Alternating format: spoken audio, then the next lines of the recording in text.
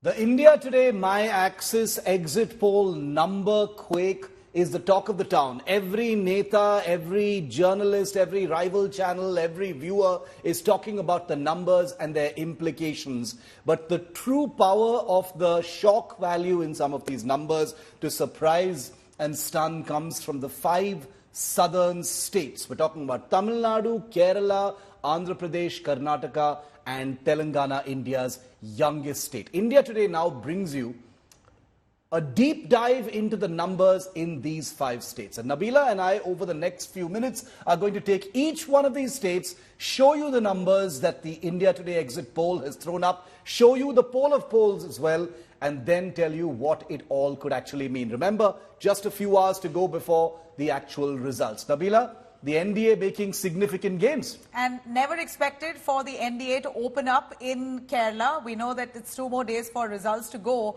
But I in fact carried out the live coverage on a parallel stream on YouTube where we clearly showed the trend across all exit polls. One thing's for sure, the NDA is making a mark in Kerala. They might get 1 to 3 seats, even in India Today's exit poll survey, showing the same, even for Tamil Nadu, which earlier the DMK dismissed. And Karnataka, many of them. Well, yeah. Karnataka is a place where the BJP already looks at it as a bastion. There is a gateway. There already are number of seats that the BJP holds in Karnataka, and they were sure to come back, at least in strength there. But what was not expected is Kerala and Tamil Nadu and Telangana. And from what I see, Shiv, the trend that we see here is wherever there is a Congress, there's a strong BJP. And, the numbers tell their own story with each state. It's tempting to look at it as an overall kind of trend, but the pulls and pressures within each of these southern states, like Nabila said, in Karnataka, the only state in which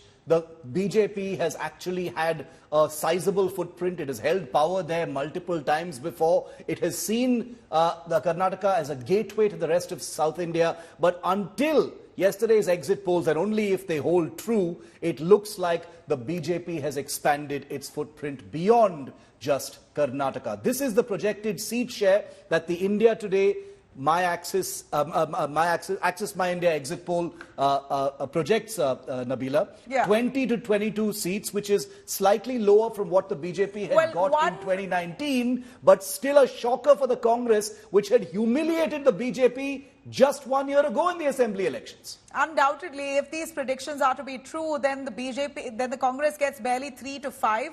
It won 1 seat in 2019 and up to 5 seats in 2024. Yeah. Clearly, Mallikarjun Kharge, the Congress president, being from Karnataka, may not have added any benefit. And the kind of might that Siddaramaiah and DK brought to the table, the number of promises, guarantees they gave, even though it may have seeped to the ground, some of them have, some of them haven't. Clearly, people there have been decisive about who they want to vote for in the assembly and who they want to vote for in the parliament. And if you look at the poll of polls for Karnataka, it looks like the India Today My Axis exit poll is pretty much on the mark, but the sentiment as far as the seats are concerned seems to hold pretty steady, which is going to be very worrying for Siddaramaiah and DK Shivakumar, because this will be, in many ways, Nabila, a kind of humbling experience. 1 year in power at the state level meant that 2 very, very grounded politicians like, Siddaramaiah and DK Shivakumar should have been able to, have a firm grip on what happens in Lok Sabha. DK Shivakumar multiple times has said it as well. Let's just listen into the latest reaction from the Deputy Chief Minister of Karnataka on the exit poll figures. Double digit anta. Okay, thank you. Nanage ee exit poll exit nanage ವಿಶ್ವಾಸ ಇಲ್ಲ. ಯಾವುದೇ ಅವರ assessment ಹೋಗಲ್ಲ, ಭಾಳ interior ಹೋಗಲ್ಲ ಅವರು. ಇದು ಪಾರ್ಲಿಮೆಂಟಲ್ಲೂ ಅಷ್ಟೇ ಸುಮ್ಮನೆ ಏನೋ ಒಂದು ಸ್ಯಾಂಪಲ್ ಸೇಲ್ ಮಾಡಿದ್ದಾರೆ. I don't believe in it. India is ready to take over. The performance and popularity of Narendra Modi ji and the pro-incumbency of last 10 years of his government, and the way he has provided a very stable, strong government, and the economic growth in spite of COVID, and involvement of all the people in the inclusive growth has led to a third time victory for our Honorable Prime Minister Narendra Modi ji and BJP and NDA on a whole. Definitely, it's very, very positive indication, and that is what the ground level indication is there. Really appreciate the trend, what is seen in the state of Karnataka and as well as across the country. Honorable Narendra Modi ji, once again as our Prime Minister, under his leadership, the country has prospered and it has done well in all the sectors. There are many more milestones to be achieved. Probably under his leadership, we can see a great future for all the 142 crore people. All right, let me cut across to our reporter Anaga, who's been tracking elections, Lok Sabha for Karnataka right from the day one that campaigning began.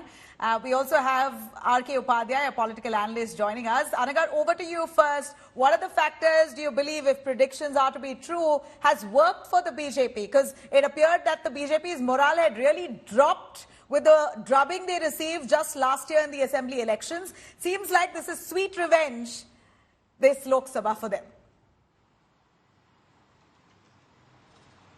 Well, Nabila, with that unexpected, devastating defeat that BJP faced in 2023, many thought that it was actually the end game for Karnataka's BJP in Karnataka. Imagine the BJP winning only 65 seats versus the Congress winning a thumping 135 seats, nearly double. So, many actually believed that BJP was actually growing down in Karnataka while the Congress power was going up. But, really looking at the exit polls, it looks like there are some wise and good decisions that the BJP took. Firstly, appointing B.Y. Vijendra as the party's chief. That really helped consolidate the Lingayat vote. Apart from that, giving 9 MPs, 9 MP tickets for Lingayat leaders, including former Chief Minister Basavaraj Bommai, Jagdish Shettar. That was one big mistake that the BJP made in last assembly elections. That was denying a ticket for Jagdish Shettar. So this time it really looks like the BJP has done some course correction. They brought back Jagdish Shettar, apologized to him, gave him that ticket. So really, is the bigger question. The Congress seems to be on a strong wicket in Shimoga. Anaga, will Jagdish Shettar come to power in Shimoga? Because it's not even his bastion. He was moved there by the BJP. But you're looking at the trend here. R.K. Upadhyay, if I could bring you in on this. The trend here, Shiv, is that the BJP has managed to fight this election again in Karnataka in the name of Modi entirely. Because a lot of the candidates have been moved around. There's been a shuffle. There are new faces who have been brought to the fore. Ultimately, from what it looks like seemingly, Karnataka has voted for Prime Minister Modi. It's Modi's face that's worked in Karnataka through and through and nothing else. R.K. Upadhyay, if you're with me. I think so. If these survey results hold, I think both BJP and JDS will be extremely happy. They were expecting, let's say, about 18 to 20, and this has come like a big bonus. And on the other hand, you have Congress, which is shell-shocked. They were expecting 15 to 20, because that's what they were saying. And, their expectation was at least 15. Yeah. And they just can't believe that, these numbers. And unfortunately for them, every survey has given them just 3 to 5. Yeah, I think except for one, which News 18, which gives them 7. So they're very demoralized, and that I just want not ready to accept. Mr. Upadhyay, I want to call your attention to one seat, and then I want to ask a slightly zoomed out question. The seat that most people have had their eyes on because of the news surrounding Prajwal Revanna is the Hassan seat. It's the the bastion of the Gowdas, the H.D. Devegowda's family, and the JDS, where you've got Prajwal Revanna, who is the sitting MP in a title defense fight for his second term, going up against Shreyas Patil of the Congress party. The general sense is that Prajwal Revanna is strong here. It doesn't seem to be much of a suspenseful fight. But my question, taking over from what Nabila had just asked you, is it is true in Karnataka that voters usually vote differently for state and Lok Sabha elections. But while that is true, this is still, if these numbers hold true, a very telling kind of commentary on Siddaramaiah and D.K. Shivakumar if they haven't managed to make major gains in the Lok Sabha. If it's over 20 seats for the BJP in Karnataka, then they've done nothing at all. Shiva, I'll come back to this. I want to make a comment on Hassan. Yeah. I was there in Hassan, and, everybody was saying that Prajwal will lose. he had become very unpopular in that constituency. Was inaccessible. But the entire controversy happened after he had left. I mean, towards the end. It blew up after he left, but before he left, before Hassan went into elections, 2 days before that, the videos were leaked. Yeah. No, I'm talking about the campaign time. Right, this was about a month and a half before, and nobody knew about all this scandal. So that was the time when I traveled in that constituency, and people were not happy with his performance, and the talk was Shreyas Patel would topple him. Right. So I wouldn't see there are 2 or 3. I mean, JDS is being given 2 or 3 seats, and I suppose that BJP or even JDS will be happy for this fellow loses, because there will be more problem for them, more trouble if Prajwal Revana wins. Very interesting. Absolutely. So, I still believe that Kolar and Mandya are the 2 seats that the survey is likely to be predicting.